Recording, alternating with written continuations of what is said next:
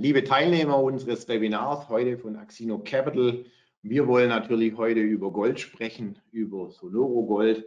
Ich habe ein paar Slides zusammengestellt. Ich bin nur noch kurz am Checken, ob alles läuft. Ich hoffe, alle können mich sehen, alle hören. Wir haben eine neue Software, GoToWebinar, heute zum ersten Mal im Einsatz. Ich hoffe, das ist kein Beinbruch hier. Ich hoffe, es läuft und ihr könnt mich alle hören und sehen. So, wir beginnen mit dem Webinar heute, und zwar, wir haben zu Beginn natürlich noch einen Disclaimer. Wir wollen Sie darauf hinweisen, dass wir hier keine Anlageempfehlung machen, und deshalb ist es ganz wichtig, dass Sie sich hier diese Kenntnis erlangen. Ja, wer mich kennt, der weiß meine Einstellung. Ich bin natürlich schon seit 35 Jahren erfolgreicher Investor im Edelmetallbereich, im Aktienbereich international, und ich behaupte, wer seine Finanzen nicht selbst in die Hand nimmt, kann langfristig nicht erfolgreich sein. Das ist schon ein starker Ausspruch, aber ich glaube, die heutige Zeit ist umso wichtiger, dass man sich hier quasi selbst aufstellt. Ich habe ganz speziell einen Slide zusammengestellt, auch für die Börsentage. Wir haben eine Ausgangslage, die noch nie da gewesen ist. Und zwar alle Bedingungen kombiniert ist schon, glaube ich, extrem heftig. Wir haben eine hohe Inflation, immer noch relativ niedrige Zinsen, eine globale hohe Verschuldung. Wir haben einen Klimawandel, der am Fortschreiten ist, horrende Energiepreise, globale Lieferengpässe, Krieg vor der eigenen Haustür, eventuell eine Machtverschiebung und eine extreme Abhängigkeit. Die Globalisierung fliegt uns etwas um die Ohren, obwohl es uns eigentlich Jahrzehnte Wohlstand verschafft hat. Das sind Ausgangssituationen, die wir noch nie hatten, zumindest nicht seit ich an der Börse aktiv bin. Ja, was steckt hinter der Inflation? Bekommen die Notenbanken den starken Anstieg noch in den Griff oder läuft es aus dem Ruder? Diese Frage stelle ich mir schon, ja, weil wir hatten diese Situation so noch nicht.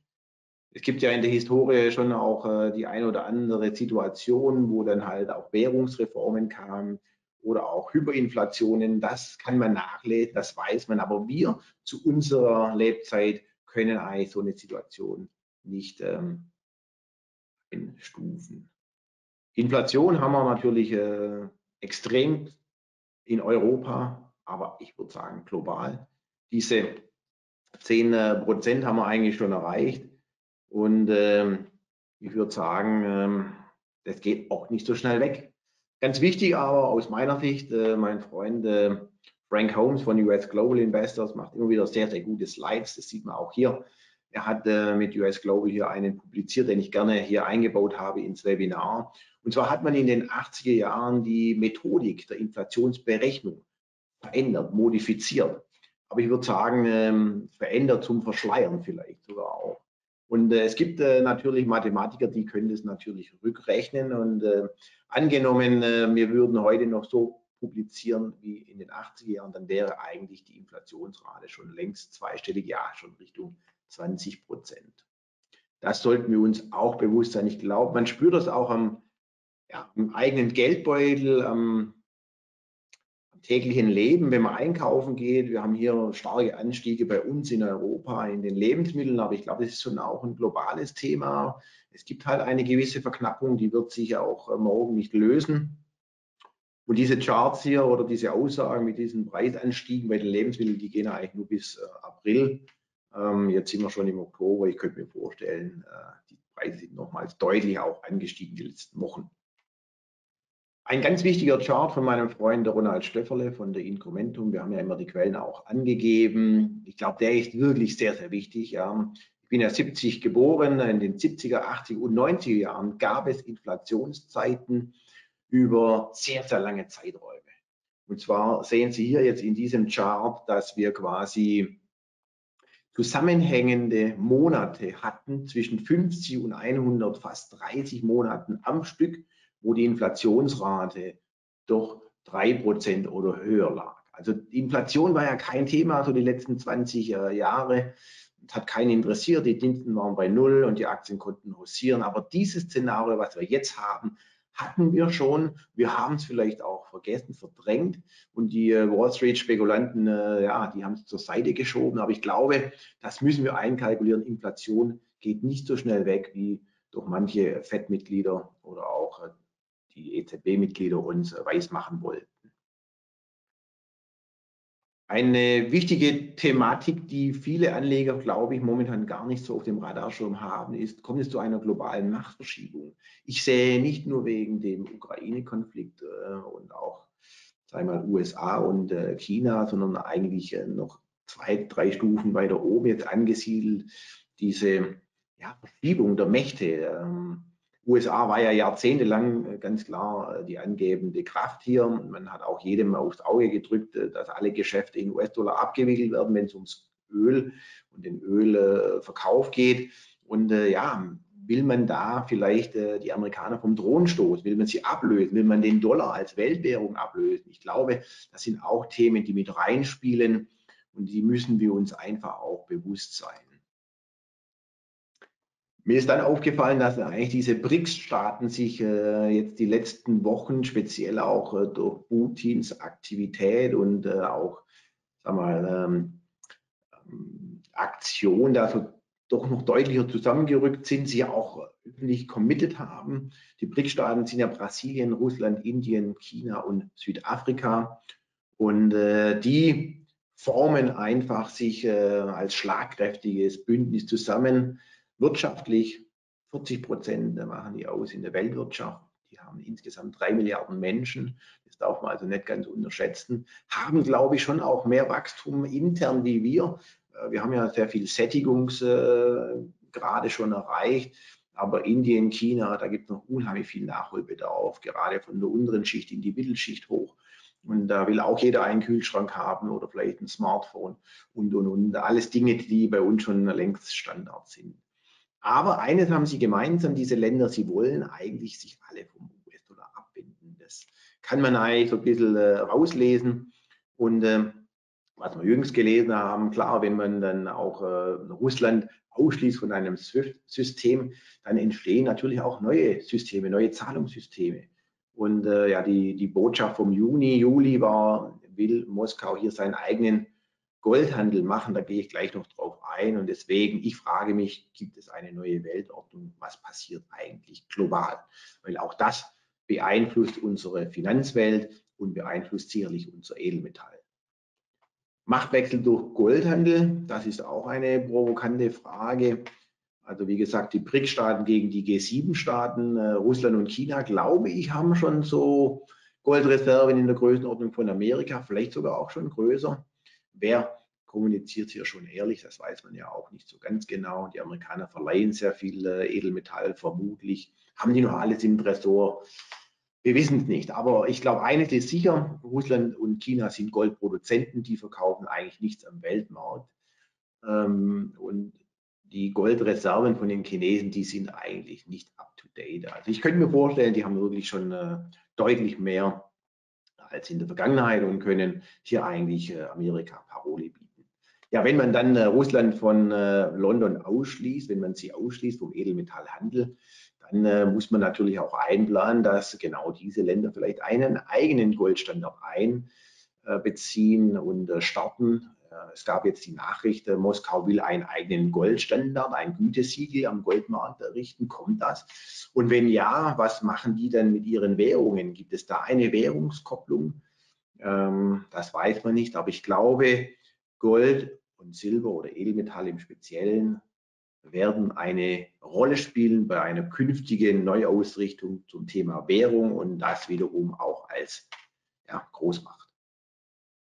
Jetzt habe ich heute aber nochmal was ganz Interessantes aufpicken können. Das ist ja schon wirklich etwas lustig, wie da so manchmal die Themen hochpoppen. Es gab jetzt jüngst eine Aussage, das kann man auch nachlesen, also auf dieser Kongress-Webseite von der Regierung in den USA kann man die eingegebenen Gesetzesanträge nachvollziehen. Das ist öffentlich zugänglich. Den Link gibt es also. Und da scheinbar gibt es eine Eingabe jüngst erst im Oktober von einem Antrag, den Goldstandard wieder einzuführen. Ja, Das ist schon interessant, was da passiert. Will jetzt USA vielleicht sich wieder stärker positionieren in diesem Machtkampf? Will man vielleicht selbst wieder sich an den Goldstandard koppeln? Das weiß man nicht, das könnte ich mir vorstellen. Auch das ist eine Möglichkeit, aber Sie sehen schon, es wird sicherlich interessant, vielleicht auch turbulent werden, weil genau diese Machtkämpfe, die finden gerade schon statt. Ja, Gold ist einfach Inflationsschutz, das ist mir nochmal ganz wichtig hier zum Ausdruck zu bringen, das haben wir ja schon öfters auch kommuniziert, aber für jeden neuen Teilnehmer auch nochmals, glaube ich, extrem wichtig zu verstehen, die Kaufkraft von den Edelmetallen bleibt erhalten, das schafft keine Papierwährung und das hat sie auch nie geschafft. Hier als Beispiel, Anfang des 20. Jahrhunderts konnte man mit 42,5 Unzen Gold damals einen Ford mit dem Modell T kaufen. Man würde vielleicht heute sagen, das wäre ein gehobener Mittelklassewagen gewesen damals. Aber heute reichen auch diese 42,5 Unzen Gold, um diesen Wagen sich zu werben, anzueignen. Es ist sogar ein bisschen höher. Ich habe es nachgerechnet, wir sind eher über 70.000 Euro. Also man hat dann vielleicht auch noch eine Top-Ausstattung dabei. Aber wichtig ist, die Edelmetalle erhalten über die ganze Dauer unserer Vermögensanlagen einfach den Wert, die Kaufkraft. Wir haben auch nochmal dank Frank Holmes hier einen interessanten Chart, der über 50 Jahre eigentlich mal dokumentiert, wie ist denn eigentlich Gold gelaufen. Ja? Und wenn man sieht, in 50 Jahren hat sich es beinahe verfünfzigfacht.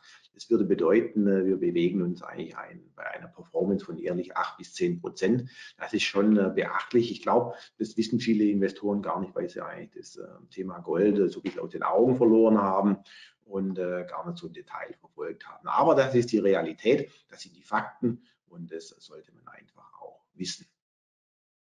Ja, ein guter Freund von mir hat mal gesagt, es ist nicht der Goldpreis, der steigt, sondern eigentlich die Währung, die so schwach ist oder die schwächelt. Ja, ich habe extra nochmals geschaut, Euro-Chart, jetzt zum Thema Gold. Wo war eigentlich vor 5 Jahren das Gold? Ja, wir haben einen Anstieg von 50%. Das wären auch 10% pro Jahr. Also wir sind da schon auch auf einer Schiene, wo man ganz klar erkennen kann, die Fiat-Währungen, die dilutieren, die drucken ja auch immens das Geld und deswegen kann eigentlich nur der Goldpreis auch in der eigenen Währung steigen. Das sehen wir übrigens bei allen anderen Währungen, außer beim US-Dollar. Der ist momentan natürlich extrem stark, weil der ganze Cash, der aus den Märkten, sagen wir, aus den Märkten gezogen wurde, aus den Aktienmärkten, aus den Rentenmärkten, der geht in US-Dollar. Deswegen vielleicht in US-Dollar noch nicht so stark unser Goldpreis, wie wir ihn gerne hätten, aber auf den anderen Währungsebenen, sei es japanischer Yen, sei es türkische Lira, Schweizer Franken, aber auch sind wir doch auf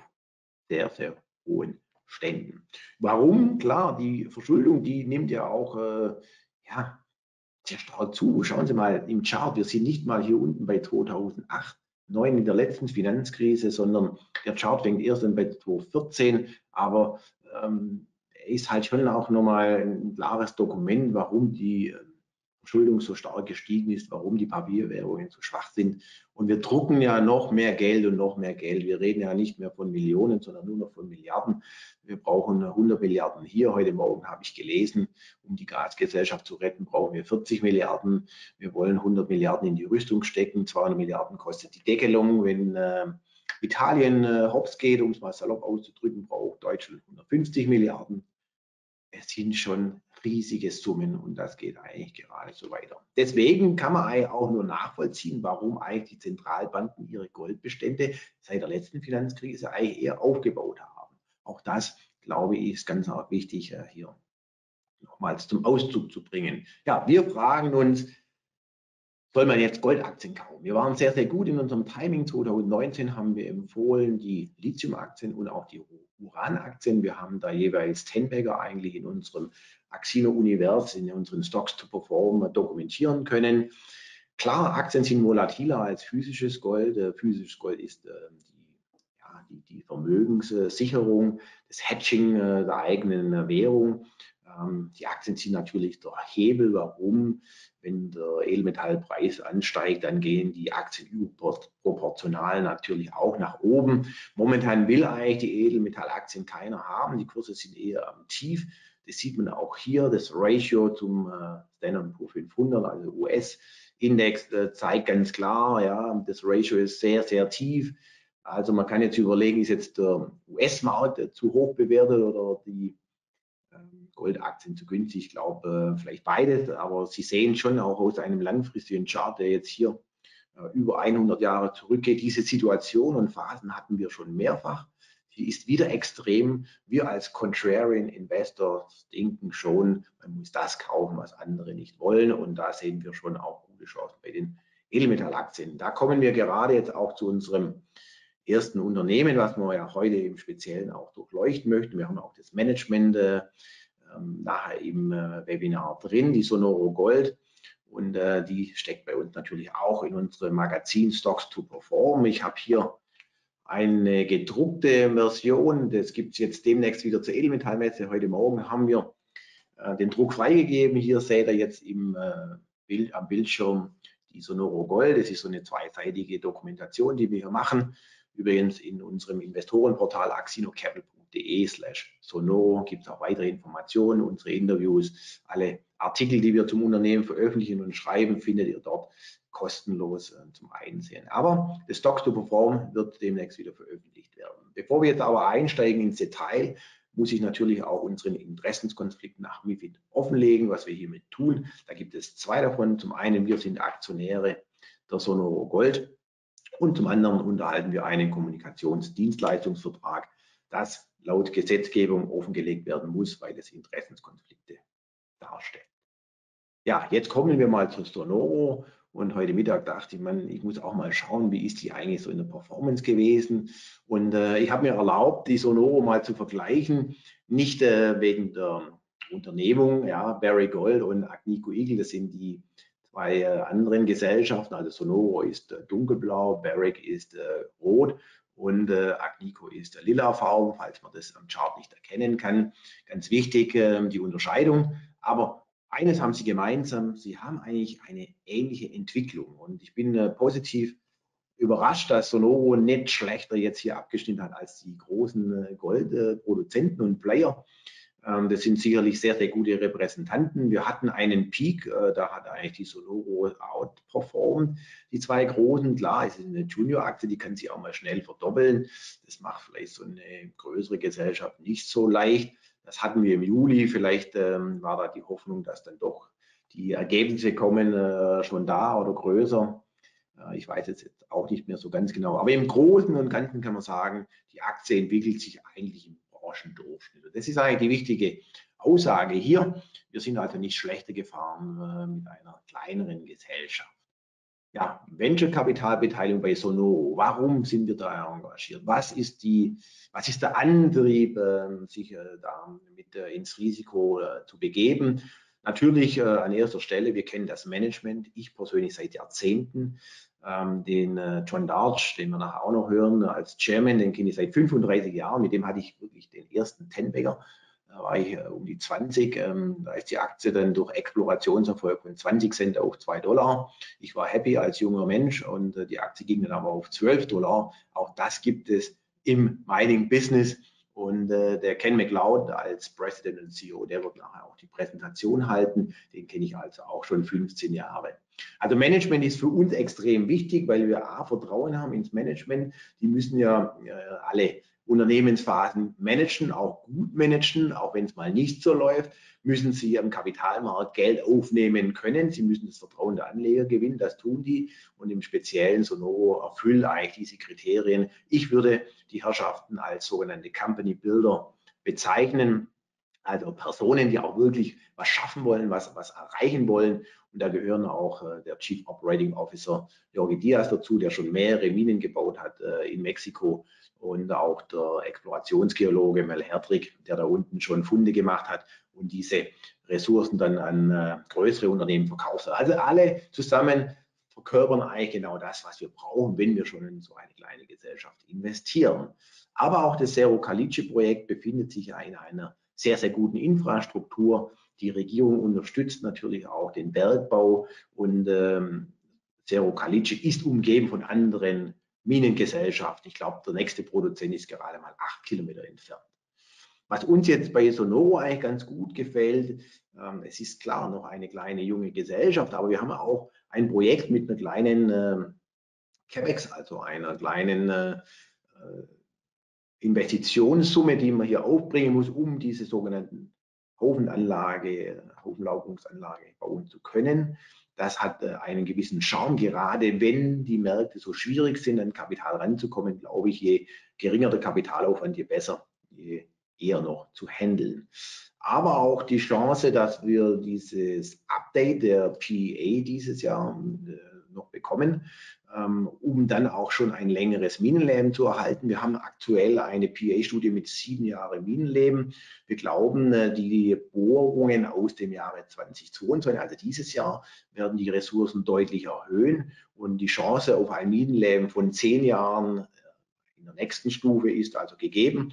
Und wenn wir das schaffen, dann wird das Projekt einfach auch noch potenter und griffiger und ich glaube auch für mehr Investoren noch reizvoll zu investieren.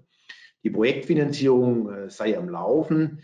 Das ist ja auch ganz arg wichtig. Da wollen wir aber nachher auch speziell das Management fragen, wann können wir da weitere News und Meilensteine erwarten. Einen Meilenstein hat man ja schon begonnen loszuschubsen, die sogenannte Umweltstudie, die MIA-Studie. Das heißt, die Gesellschaft hat bei der Regierung in Mexiko bereits die Umweltstudie eingereicht. Die braucht man auch, um eine Umweltgenehmigung zu bekommen, die letztendlich eigentlich auch die Minenlizenz bedeutet, also die Lizenz zum Betreiben einer Anlage. Und ja, 6 Monate muss man da mindestens rechnen. Wir sind jetzt im 10., 11. Monat demnächst. Auch da, glaube ich, kann noch ein Meilenstein dann geliefert werden, aber das wäre schon auch extrem wichtig.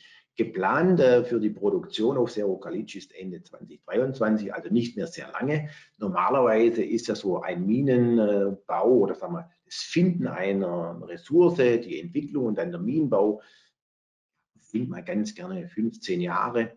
Wir haben jetzt hier bei Sonoro natürlich nur 5 Jahre, finde ich äußerst ambitioniert und auch ein toller Erfolg. Liegt an der Größe, liegt aber auch am Management. Ja, Ihnen ist es einfach wichtig, marktunabhängig zu werden, aus eigenem Cashflow zu wachsen und vielleicht auch die Ressource nochmal zu erhöhen. Das ist schon, denke ich, die richtige Strategie. Und deswegen haben wir doch ein recht überschaubares Zeitfenster. Und wenn wir überlegen, wir sind jetzt schon Richtung Ende 22, in einem Jahr eine Goldproduktion, das ist natürlich schon beachtlich. Und genau da fängt ja eigentlich das sogenannte Re-Rating an. Wir haben jetzt Meilensteine, die wir noch liefern können, aber auch den Produktionsbeginn. Und ich habe extra diesen Chart noch eingebaut, den wir hier so als generelle Botschaft mitgeben wollen. Ihr seht, es gibt also 3 Phasen: Exploration, Entwicklung und Produktion. Und das ist so ähnlich vergleichbar wie mit der Biotechnologie. Am Anfang bei der Entdeckung eines Vorkommens, die Discovery, da kann schon mal auch ein Kurs steil nach oben gehen. Das haben wir gesehen bei The Grey Mining von 5 Cent auf 1,50 Dollar, verdreißigfacht in einem Jahr. Ist unglaublich, ist aber Realität. Wenn man halt neue Funde liefern kann, wenn man große Lagerstätten anbohrt und die quasi dann auch ein Potenzial bieten, dann kann es zu einem sehr, sehr hohen, starken Anstieg kommen. Aber es liegt auch daran, das Chancen-Risiko-Verhältnis ist natürlich hier ein anderes. Das Risiko nämlich deutlich höher, auch demnach die Chance höher. Dann in dieser Entwicklungsphase, wenn es um Machbarkeitsstudien geht, diese PEAs, also die Wirtschaftlichkeit, wenn es um diese Studien geht für Umwelt und, dann wird es etwas langweilig an der Börse und dann gehen eigentlich auch die Kurse eher seitwärts. Das haben wir jetzt gesehen. Generell gesprochen, betrifft aber sicherlich auch eine Sonoro. Am Ende des Tages können sich eigentlich die einzelnen Gesellschaften dieser Phase nicht so ganz entrinnen. Das geht nicht, das sieht man auch bei The Grey. Jetzt ist halt der Kurs irgendwo bei $1 immer wieder eingependelt über Monate. Das ist halt dann diese Phase. Aber das Re-Rating beginnt dann, wenn diese Meilensteine geliefert werden können, Machbarkeitsstudien, Genehmigungen, Minenlizenz, Finanzierungen, das sind genau diese Themen, die man dann möchte. Dann sinkt ja auch das Risiko und wenn man dann in Produktion geht, dann hat man den ersten Cashflow, dann kommt diese Neubewertung, dieses Re-Rating. Ich glaube, Sonoro ist auf einem sehr, sehr guten Weg und befindet sich ja wahrscheinlich irgendwo hier zwischen der Stufe 2 und 3.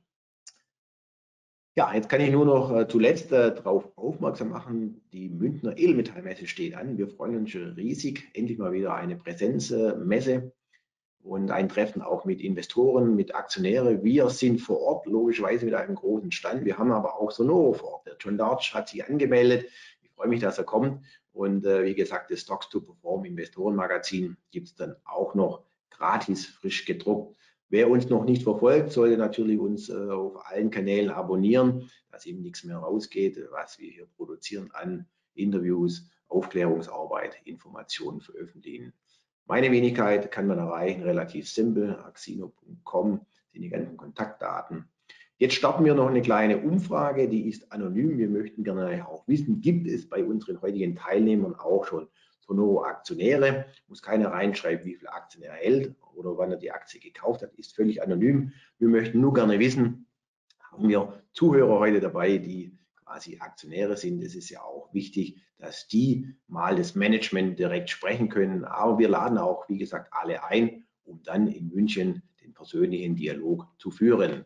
So, jetzt bin ich eigentlich durch mit meiner Präsentation. Wie gesagt, neue Technik. Jetzt hoffe ich, dass der Switch gut funktioniert und ich würde jetzt mal schauen, dass ich da mal jetzt beende. Kleinen Moment. So, die Befragung, die läuft schon.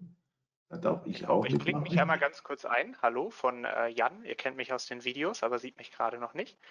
Ken, you should be able to share your screen and we can hear you if you want to talk. Okay, can you hear me now? We can hear you. Excellent. Excellent. Yep. Well, John thank you. John Thank is you, with us Wolfgang. as well. I see John is with us, and so thank you, Wolfgang, for the excellent overview on the company and the excellent introduction. I appreciate that, and welcome to our German friends and investors, very valued investors as well. And you are a very, very important contributor to the future success of Sonoro. And so I'll go into I'll share my screen now with the presentation, and hopefully I'll be able to bring it up. Can you see it right now, Jan? Not yet, but sometimes we have a little bit of a delay in timing. Yeah. All right, let's see. I don't really click the show my screen button. Okay, I'll try it again. And Yep, there we are. You got it. Okay, so I'll go into the slideshow and from the beginning. Okay, as long as you have it on the screen, I can proceed. All right. So thank you, folks. And Wolfgang gave a really comprehensive overview of where the company is coming from and where we expect to go. So I will make a brief presentation just to fill you in on some of the details that Wolfgang did not cover, and that give you an idea of where we're heading over the next 12 to 18 months. So this particular slide here is a central part of the Cerro Caliche concession. And this is where much of the mining will be taking place over the coming years. And you're looking at the screen here right now, there's very, very close to 500,000 ounces of gold sitting within this this side of the ridge and the opposite side of the ridge as well. The distance from left to right, as you see here, is approximately, it's very close to 3 kilometers. So we'll talk about that more as we go along. Forward-looking statements, notice that Wolfgang had his own forward-looking cautions as well, and we will be making some forward-looking statements here, and all the legal ramifications of that. The senior management team, I think it bears mentioning again about the senior management team. When you take the 4 senior managers on the list here, John Darch, Mel Herdrick, Jorge Diaz, and me, we collectively have about 150 years of experience behind us in the resource sector. And so I think it's safe to say at this point in time that you as an investor in Sonoro are looking at some of the best qualified individuals in a management team of any resource company, any mining company.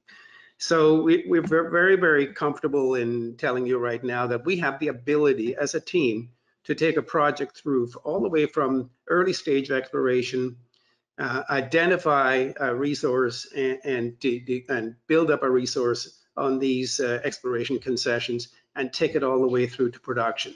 And to give you one idea of a prime example of that would be Jorge Diaz, our Vice President of Operations. he set up his own gold mine in Sonora State about 6 years ago, and it's now operating independently. He's still the prime owner of the gold mine, and he built that up from zero and defined a resource and built it up into a producing mine, and it's been very successful for him.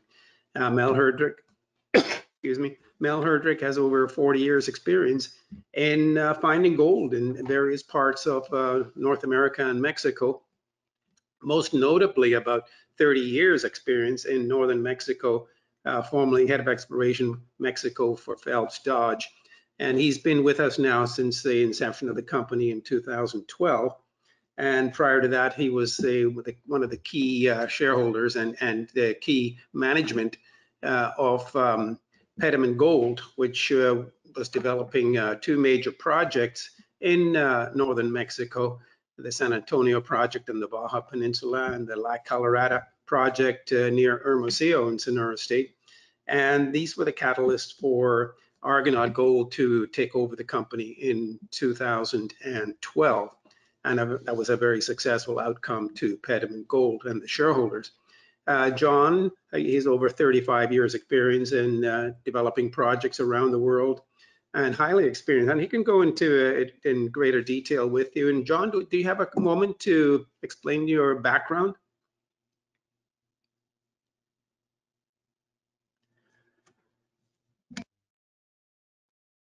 Okay, maybe not. You may have problems with the sound. So John has been operating in Southeast Asia and Africa and North America and in Europe as well. And he was one of the developers of a large project in Greenland. Was a pioneer in mining in Greenland, of all places. He was had a very large potash operation, exploration potash in Thailand, gold mines in South Africa and Botswana. And so he's extremely experienced in raising capital and operating, producing mines as well. My own background, 35 years experience in raising capital and managing mining projects, geothermal projects, and oil and gas projects around the world. So collectively, I believe that we will be able to take the Cerro Caliche project through to production quite readily over the next 18 months. We are located in northwestern Mexico in the state of Sonora. And I want to emphasize one thing here. Sonora State, in my opinion, is one of the prime jurisdictions in the world for permitting a gold mine. There are very, very few that I would classify as being equal to or better than Sonora State, Nevada being a potential candidate in that regard. Now, there are producing mines, many large producing mines in Sonora State, and 23% of the economy of Sonora is related to the gold sector. So, yes, you can imagine it is a very, very important element from a political perspective as to the emphasis that the Sonoran government places on gold mining. And as a result, we've been very successful in getting the support of the government of Sonora to assist us as we're going through the permitting process. And that's a very important issue right now, is going through the permitting process requires not just having us submit an environmental review document, but it also involves getting the support of the local population, which we have, and at the state levels, which we also have as well. Now, as you can see, we're surrounded by producing gold mines, notably the Bear Creek Mining's Mercedes mine. That has had a couple of changes of ownership in the past couple of years. And that is located, it's an underground mine located 8 kilometers to our southeast, and is operating on the basis of approximately, I believe it's around 60,000 ounces of gold per year. So to the north of us is Agnico Eagle's Santa Gertrudis project, which has been under drilling now for the past 3 years since he acquired it in late 2017 from Go Gold. And that, I believe, would imagine will be subject to a production decision in the next year or two. And that would be a welcome addition to the neighborhood as well. We're next door to the Cerro Prieto mine, open pit heap leach next door to us. And of course, just off to the west is the San Francisco mine, which is now operated by Magna Gold. So the drilling that we've done over the past 3.5 years now is reflected in this map here. So to give you an idea of the scale here, from east to west is approximately 4 to very close to 5 kilometers, and north to south is very similar as well. And the main body of the mineralization is in the focus around the Japonesa zone, right in the heart of all this drilling here. And we've been able to expand from the Japonesa zone, and we now have multiple highly mineralized zones. And as you can see here, there's 55,000 meters of drilling has been accomplished by us. 55,000 meters of drilling has now yielded a PEA, which has demonstrated the commercial viability of the project. And so the main focus on the structures here is you have vein structures that are trending southeast northwest, as you can visualize on the map here. They're parallel structures, multiple parallel structures, and I think there's probably around 10 of them of major importance at this point in time. And in between, you will find disseminated gold. Now, in the areas where there's shows as sterile at this point in time, the areas that, like for example, between the western zone and the central zone, the reason for that is we haven't drilled there. There may be mineralization there. Eventually, we will get around to drilling there. But our goal has been to take the vein structures and build up a resource around these vein structures. And it's been very, very successful. And so over the next year or so, the focus will be on bringing the project through to production. But eventually, we'll come back to drilling because, as you can see here, we believe that only less than 30% of the potential for the project has been drilled to date. And I can assure you that all these red lines that you see on the map are vein structures that we have mapped, and these vein structures at or near surface will be developed by us in due course, and hopefully we'll be able to multiply the size of the resource quite dramatically. We have various cross sections, AA, BB, CC, and DD, that I'll show you from the point of view of how easy it is to mine. And AA is the Colorado section. The Colorado section is the southwestern part of the mineralized area. And as you can see here, there are multiple high-grade vein zones. And this Colorado area is the one that really, truly excites us because of the higher grade and the potential for the mineralization to go further to depth. And for example, you're looking at the bottom, SCR 299, 10.5 meters of 9 grams, 286, 27 meters of 5.5 grams, at 293, 12 meters of just under a gram. And these are the kind of intercepts that one would normally expect with our neighbor, the Mercedes mine, 8 kilometers to the southeast. Similar structure.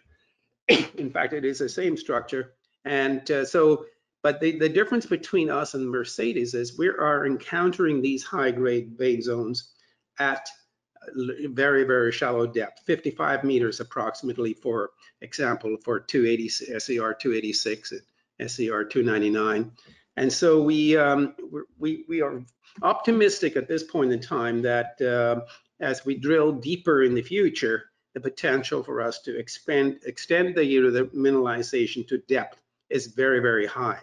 And these vein structures are not, we're now determining that they're not just single pods of high-grade mineralization. They seem to be pervasive throughout this structure. And you go to the northern part, the SCR 234 at the top of the slide, 16 meters of 1.84 grams.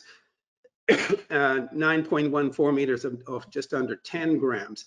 These are the kind of intercepts that we've been looking for, and now with the Colorado zone, we believe that we have found the high-grade structure that can yield much greater returns to us as we go into the production phase over the coming years.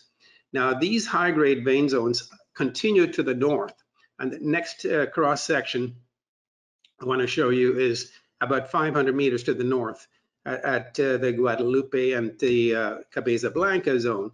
And you can see that the Guadalupe, for example, SCR 277, 22.5 meters of 1.55 grams. And then you have SCR 280, 3 meters of 19 grams. So we're getting continuation of these high-grade vein zones, or high-grade clavos as they're called in Mexico. And that gives us an indication that the structure may be quite extensive, because these intercepts are as far as 500 or 600 meters further to the north of the Colorado zone. Some additional drilling will be required to fully determine the impact of these high-grade structures. But we believe strongly that this now leads us into a situation where the Guadalupe vein zone and the Cabeza Blanca vein zone may actually coalesce at depth.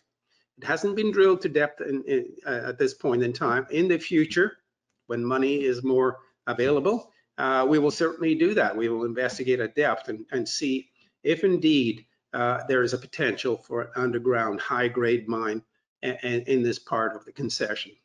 We believe, we have an open mind that it certainly will lead to that. As we go further to the east, the Cuervo section, once again, I want to show you the ease of mining here. Mineralization is essentially starting at surface. And so it's a dream come true as far as open pit mining is concerned, with a strip ratio on average of around 1 to 1. And so we believe that over time, the areas in between that are likely drilled or not drilled at all will be able to convert that into mineralized zones as well. And the next section is right across from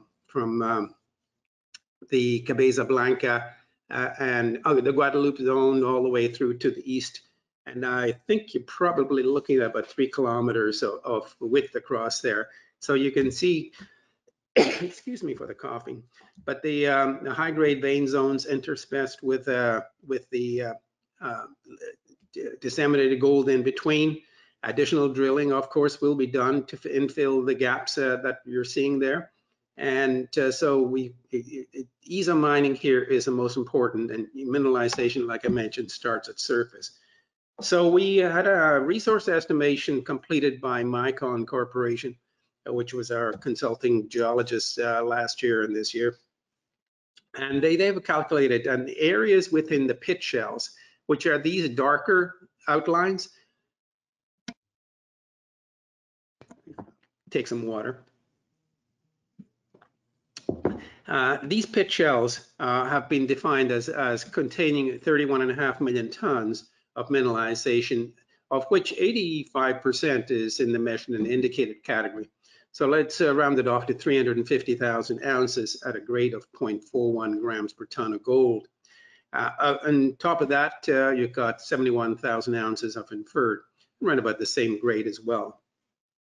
So that will yield approximately 7 years of mine life based upon the current projected rate that we're forecasting, and I'll go into that in a second. Now, what we find interesting here is Micon's projection for future mineralization based upon the limited amount of drilling we've done outside of these potential pit shells. And they're calculating that the resource will essentially double as far as tonnage is concerned to another 19 to 35 million tons. And if that's the case, then the potential for the resource to double is quite reasonable. And these areas are shown in the gold color. And once again, I want to emphasize that this is not just a shot in the dark. These are estimates that are based on a certain amount of drilling, but not sufficiently close enough space to be able to calculate a resource at this time. So we will, over time, be drilling these areas and hopefully expanding the resource. So when Micon did their calculations and the mine plan was put together, based upon the drilling, the pit shells are outlined here. But as we have done some additional drilling since the Micon report was put together, we found, for example, that the northern pit zone, that the two separate pit shells that you see here have been essentially connected with the most recent drilling. We did an additional 7,000 meters of drilling. Off to the west here, the western pit zone, that has been expanded dramatically because it doesn't show the results from the drilling from the Guadalupe vein zone, which has essentially doubled the size of the potential pit zone off to the west. And we've done some infill drilling in the central pit zone as well. So over time, you will see those pit shells coalescing into one or two larger open pits, and that'll of course improve the economics as well.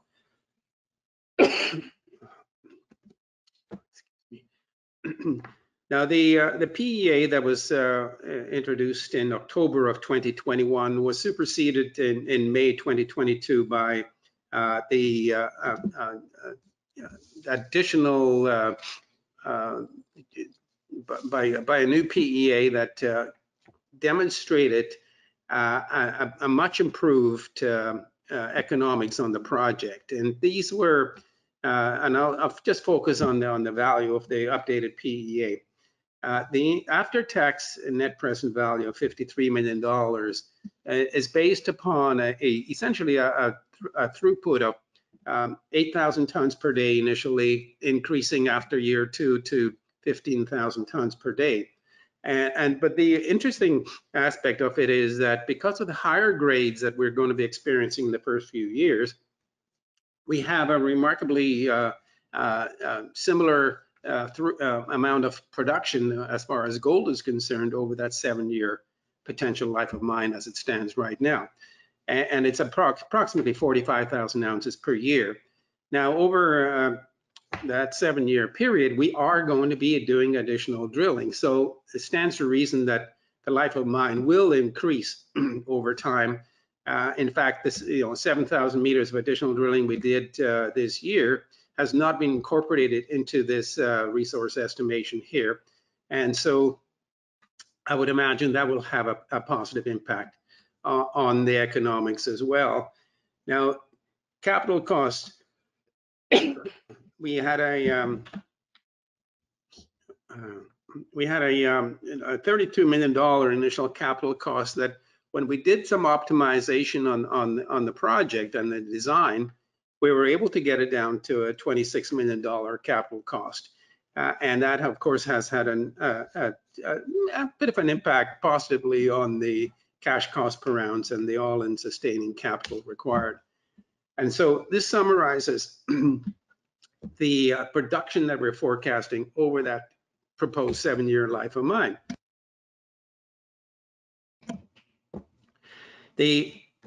Over that 7-year, we're producing in the order of about 345,000 ounces of gold equivalent. Now, keep in mind that this is essentially a gold project, and there's very little silver involved. In fact, 2 to 3% of the revenue will be derived from silver. So let's focus on it strictly as a gold project. The annual production of 45,000 ounces I mentioned will be on the basis of 8,000 tons a day initially in the first 2 years and 15,000 tons a day after that. We spent 9 months of metallurgical testing with McClellan Laboratories in Reno, Nevada, and we're quite comfortable with a 74% recovery rate. And so getting back to the internal rate of return, we have every expectation that the IRR will improve once we are able to incorporate the new 7,000 meters of additional drilling, which we're certainly yielded higher grades on average, and opened up the Guadalupe zone to the west and really expanded the Colorado zone to the southwest as well. So to summarize the milestones completed up until now, where I'm showing 47,500 meters shown drilling that was incorporated into the PEA.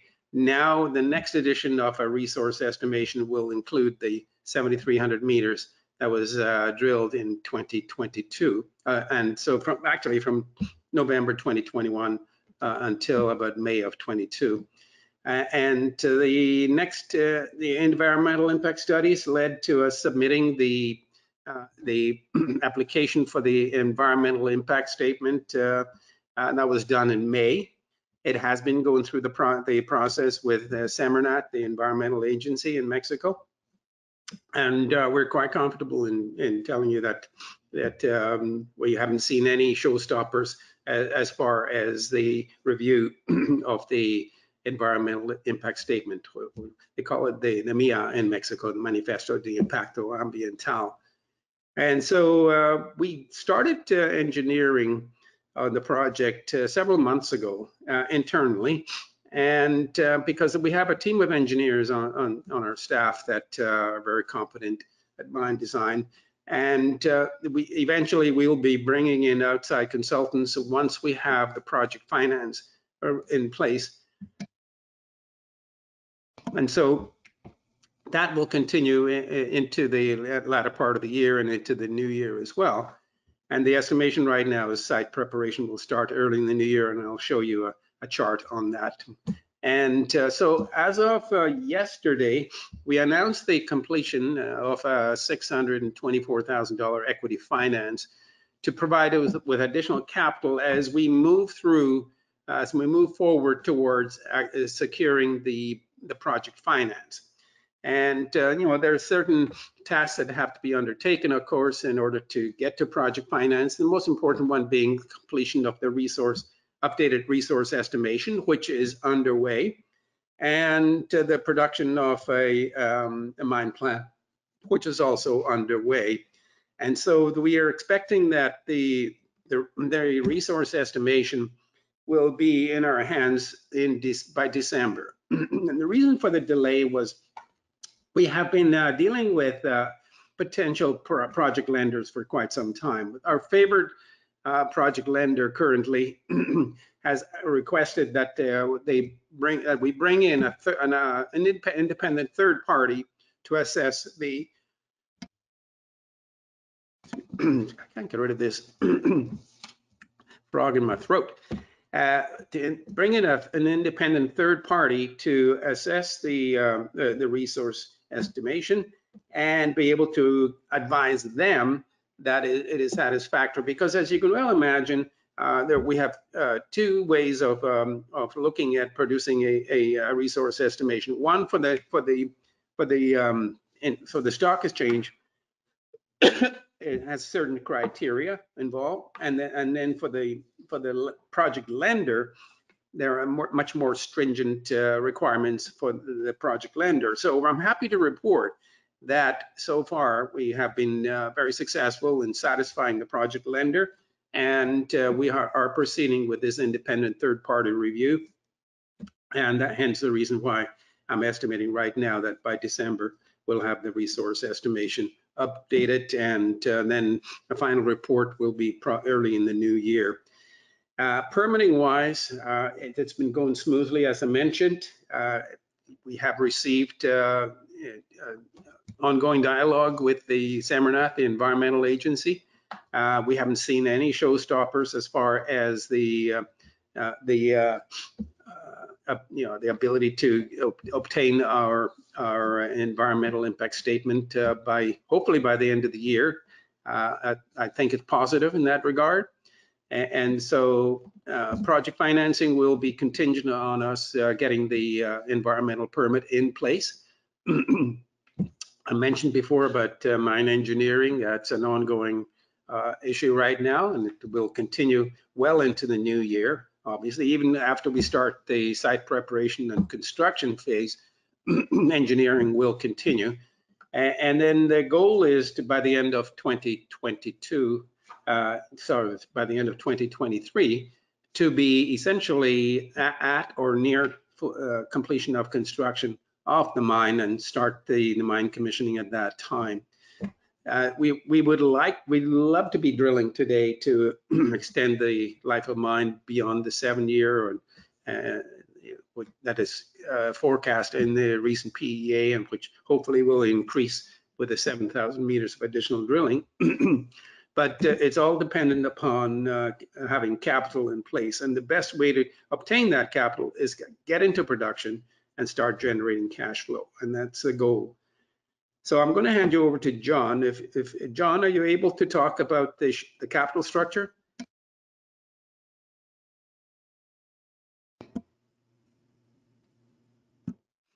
I don't think so. So they recently, or yesterday, of course, we completed this $600,000 financing. That brought up, John, are you on the call? He should be able to talk.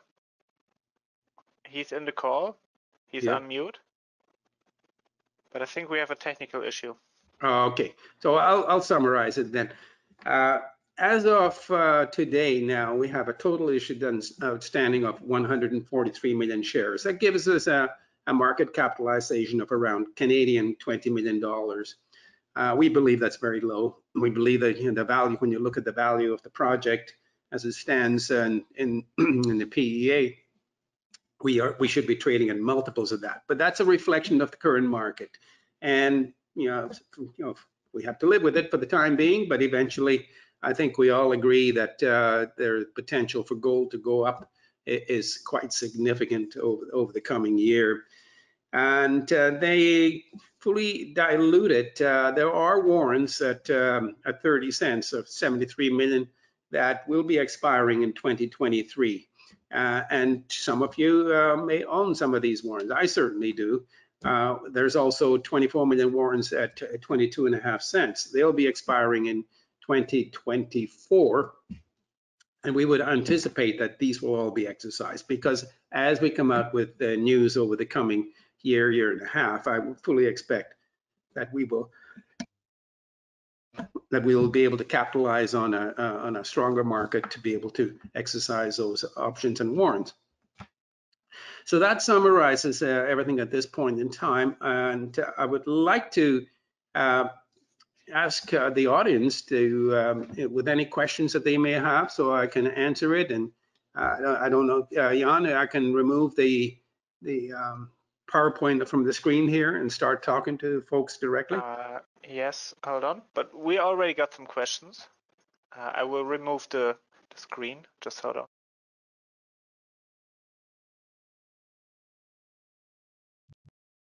Can we got the questions from the audience, and maybe I can share that with you, and maybe we already start with the first question, which is when and how do you expect project finance?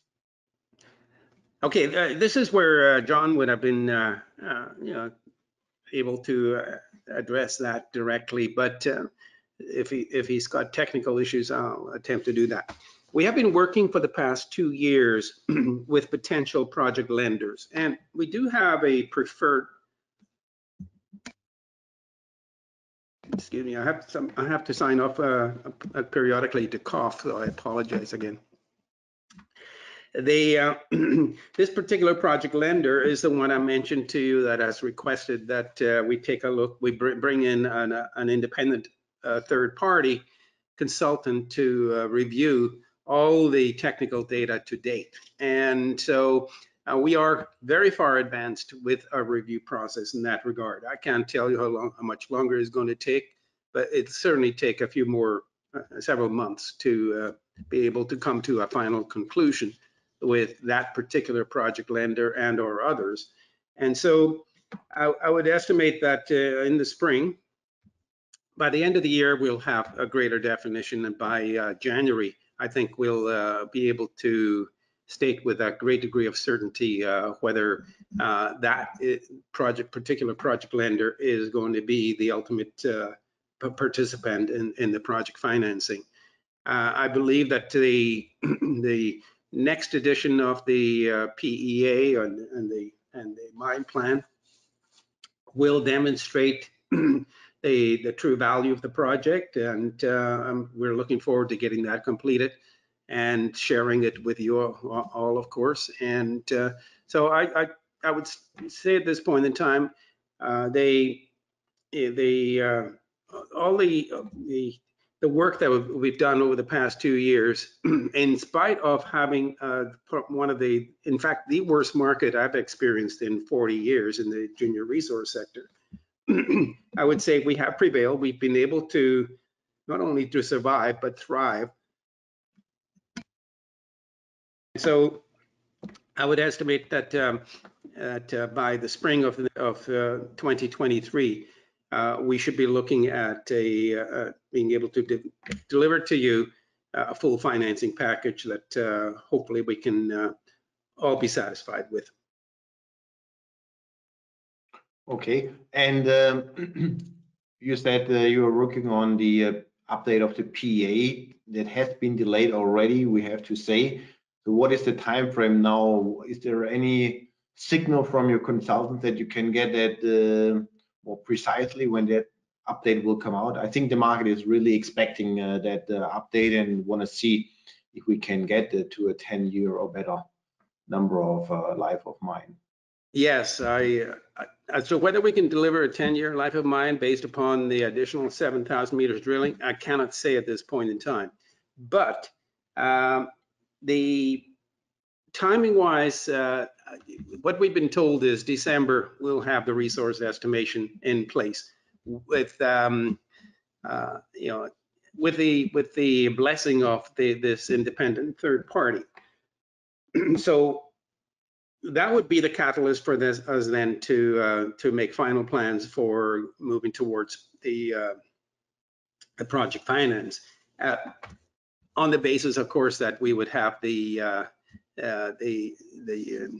environmental impact statement approved by that time as well. So I think that the going forward these are the two main elements here right now: is a completion of the updated PEA and the receipt of the environmental impact statement from SEMARNAT, the environmental agency.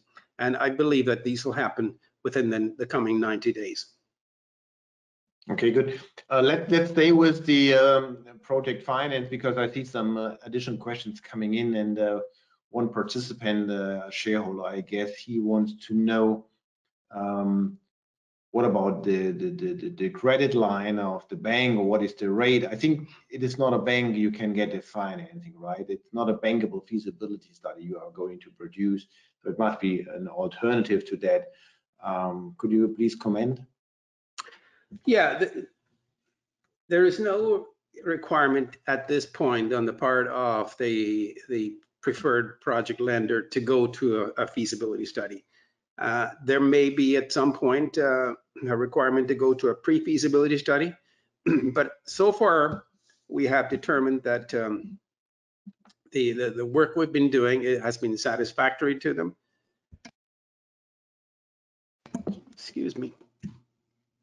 The work has been satisfactory, and we continue to work on the premise that we'd like to do a pre-feasibility study in due course anyhow. So we are working on the premise that this PEA that we're currently updating will lead to the completion of a pre-feasibility study, and that should happen in the first quarter of next year as well. So that will guide us actually to the next question, which is also from a shareholder. He wants to know if there are additional financing, meaning equity financing, planned for further dilution, or do you think you can get some of your options exercised, or the warrants actually, to get further funding into the company's treasury, in particular when the project finance is not already signed up and cash will come in through that arm? Well, there is a great desire on our part to capitalize on the very strong shareholder base we have. The fact that we're trading at in the 12 to 15 cent range is not a reflection of the value of the company. It's simply a matter of the realities of the marketplace as it stands right now. Now, as we move forward towards the receipt of the environmental impact approval, and B, a receipt of some confirmation that project finance will be secured, we're fully intent on getting the information out in the marketplace and having a marketing push in order to exercise warrants, exercise options. And there is a very, very strong possibility that early in the new year, if the market conditions are better, that we should be able to realize upon the exercise of especially warrants, because they're at 22.5 cents, and they should give us the ability to put the equity component of project finance in place. If everything were brought to bear and we were able to get the 22.5 cents and the 30-cent warrants exercised, it would bring in over $35 million approximately. So I think it stands to reason that we will make every effort to achieve that. Now, project finance will be comprised of both debt and equity. We have not determined yet as to what the ratio will be as debt to equity. We will try to get as much debt as possible, but it'll be subject to market conditions and, of course, subject to the strength of the pre-feasibility study when it arrives. Okay, so it's a little bit difficult to say how much further dilution shareholders can expect, because there are two uncertainties. How long will it take to get project finance in place? And when can you get that cash into your treasury? And secondly, the question is, can you get all those warrants exercised? As you said, if then you would get more than 30 million into the treasury, that would be enough to really actually build maybe the mine. But on the other hand, if there would be a further delay because of the market circumstance, because of project finance, then maybe some of those warrants may expire, and then your dilution is also going down. So it's vice versa. If either you get the warrant exercise, you have dilution, or you do other equity raises through new placements, then you have also dilution. So I think at the end of the day, if we or the shareholders would calculate on a fully diluted basis with the assumption that a lot of cash would come in today with the current structure, then I think the number and the question of how much dilution can they expect is answered. Would you agree on that? I would agree on that. And obviously, there will be an equity component to project finance. And our preferred route would be to have the current warrants exercised. That is a benefit to the current shareholders. Excuse me again. But it also it makes for an easier finance, because there's no commissions involved. It would enable us then to get rid of the overhang of having warrants that are outstanding. But I would say if we need to go to an equity finance in the future, we will want to do it with the support of the project financiers as well, because there is a tremendous amount of ability to be able to leverage the project finance component with raising the equity component as well. And we put together a team of marketing companies, including yourselves, that will assist us in getting recognition and getting the news out to the greater marketplace in order to effect the exercise of the warrants and exercise of the options. So we're quite optimistic in that regard. So the questions are not coming in line with the structure of the way, so I have to really navigate through a little bit. But if we talk about a little bit the capital structure, one question was how much of the current outstanding shares are owned by management? Is that 20% or even more? Well, it's a minimum of 20%, and the last time I checked, it was about 22% was the last time I checked. So out of at that time, it was 130 million shares times 20%.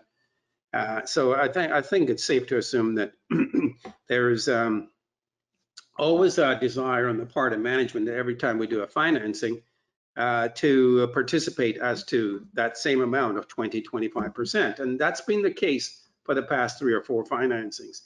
This particular financing we just completed, management took down of the 4 million shares. I think management took down approximately 600,000 shares approximately. And so we're maintaining that ratio reasonably well. Yeah, I think we should mention that our Chief Operating Officer of Sonoro has put a certain amount of money into the last private placement in, I guess, May this year.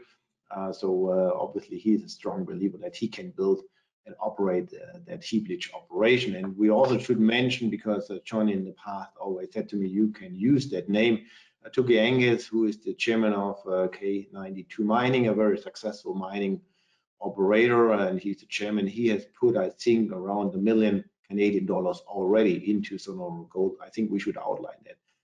He is really very well known in the mining industry. I agree, and just checked, and each of our Chief Operating Officer or Vice President of Operations and Vice President Exploration, they collectively put in 800,000 shares in this private placement yesterday. So, okay, good to hear. All right, let's move on. There are some additional questions before we move back into more details of Cerro Caliche. One of the shareholders has asked, when are you going to drill the second project? I think that is something down the road. You want to focus on Cerro Caliche, right?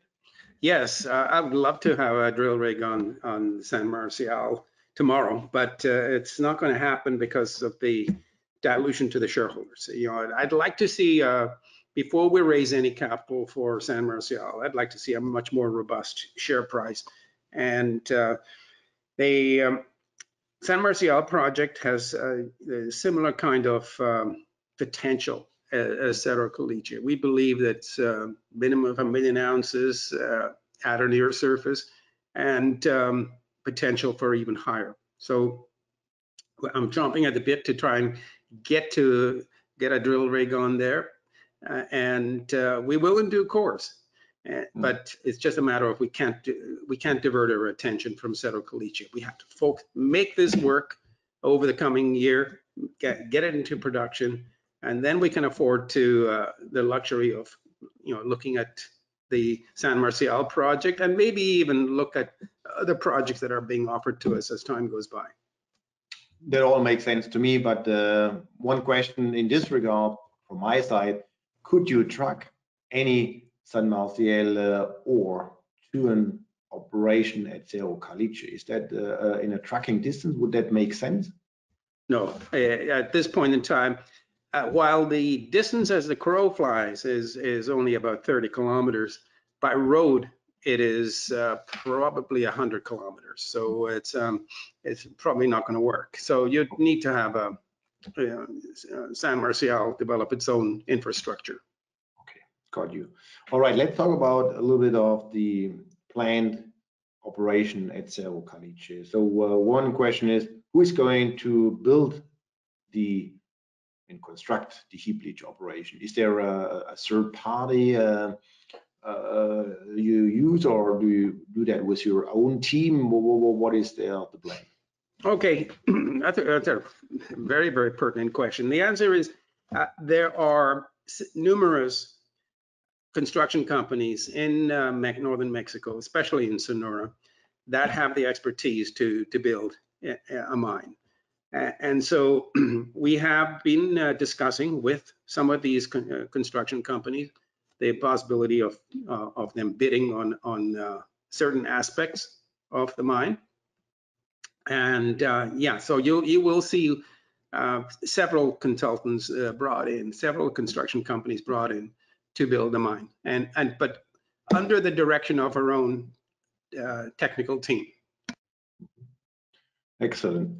And the question is, what are the all-in sustainable costs? I think we have outlined already in one of the slides. It's around 1,300 something, I guess.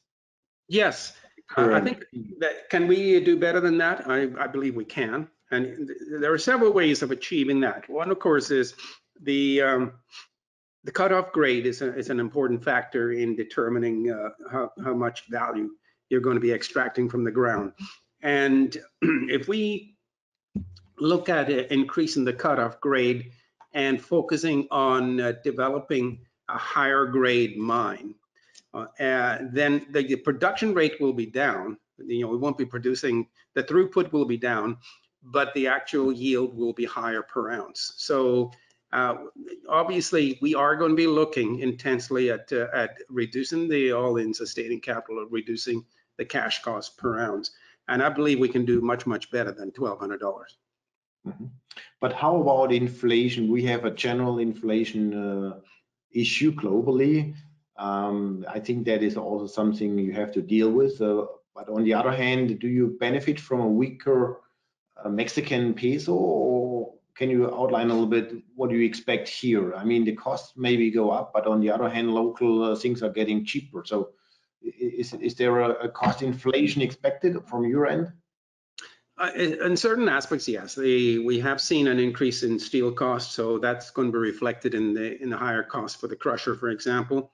As far as plastics are concerned, the liner for the leach pad, there's an increase in cost there, but we're not talking about tens of millions of dollars. The crusher is the single largest capital item for the project, and that is now it's gone from $13 million to $9 million as a result of us incorporating 8,000 tons in the first couple of years, increasing in year 3 to 15,000 tons. So we believe that some of the other issues that you actually just mentioned, the US dollar denominated items, of course, are going to be more expensive, but most of the work is being done, if not all of the work being done in Mexico, Mexican contractors, Mexican employees. So we are going to benefit from that. And so I don't believe that we're not looking at a very large jump in the capital costs into the future. And so the quotes that we have for the crusher are very, very recent. They're only about 3 months old. So we've already incorporated some of the higher steel costs into the capital costs for the crusher and some of the other equipment as well. So I would say, yeah, you're not going to see a marked increase in the capital costs going forward. I'm happy with that. Okay, good. Can you have mentioned previously Magna Gold, which is somehow in your neighborhood? And one of those shareholders we have in our webinar today has mentioned that Sprott and US Global are potentially shareholders of Magna. They have also a resource of 1.4 million, similar grade, 0.5 or 0.44. Is that somehow the same structure we have at Cerro Caliche? Can you comment a little bit on Magma's resource, and how do you feel in your neighborhood? Because another question was, is the likelihood that Agnico Eagle is taking over the project or the company? Could you please a little bit comment on what's going on in your neighborhood, and what can investors expect from there?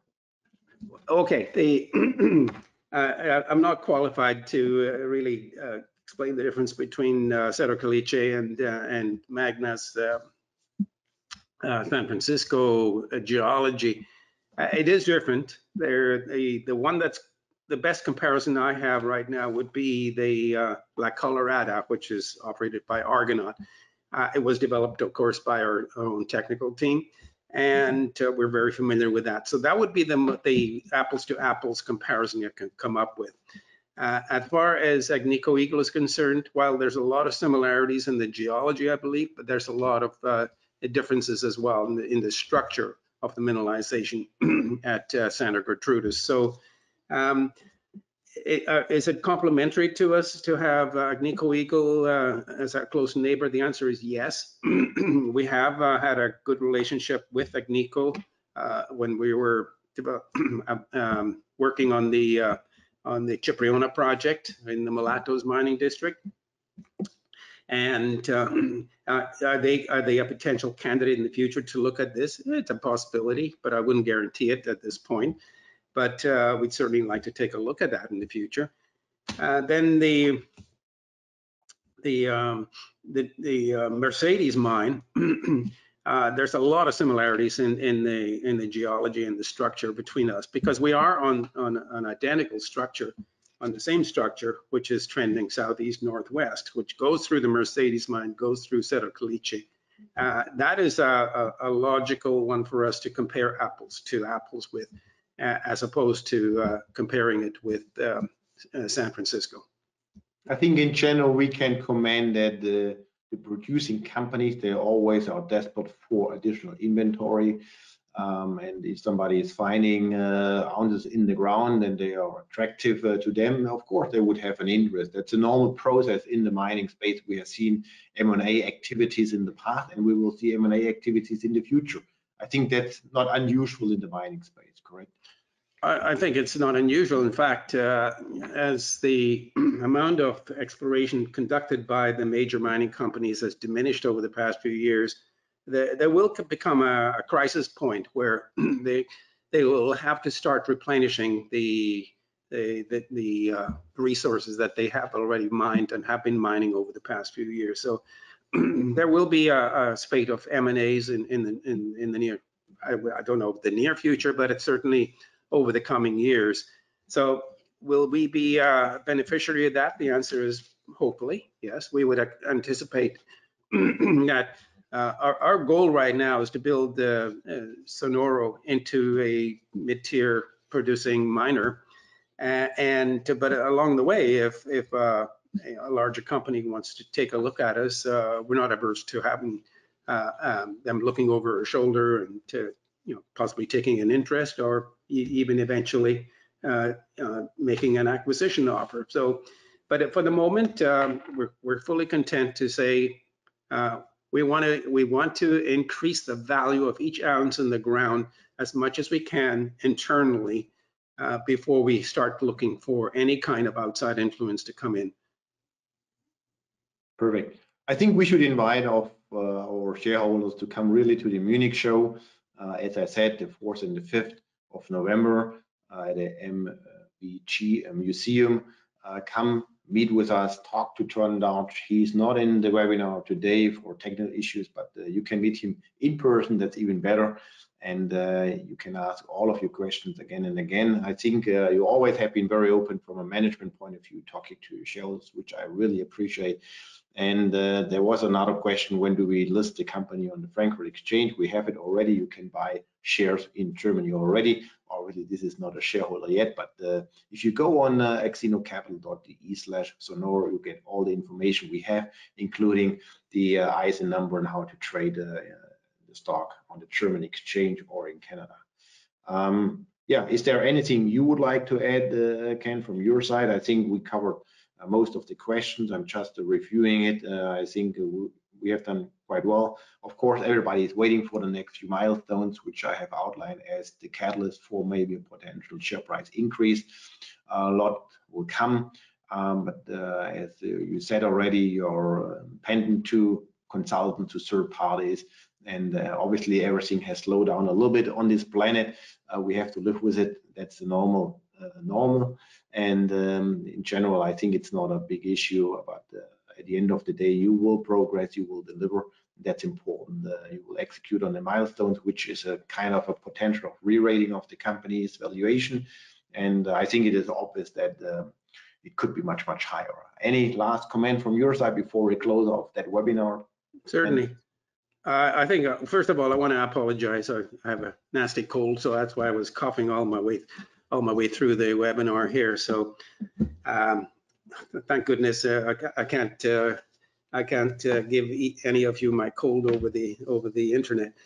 But I think a couple of things I want to point out. The recent financings we've done, at least the last two, maybe even the last three financings, we've been able to complete the financings when the market trading price was under the financing price, and yet we still closed the financing. So I want to give your investors some comfort that we have vision, we have resilience, and we have the ability to keep going and make this company successful.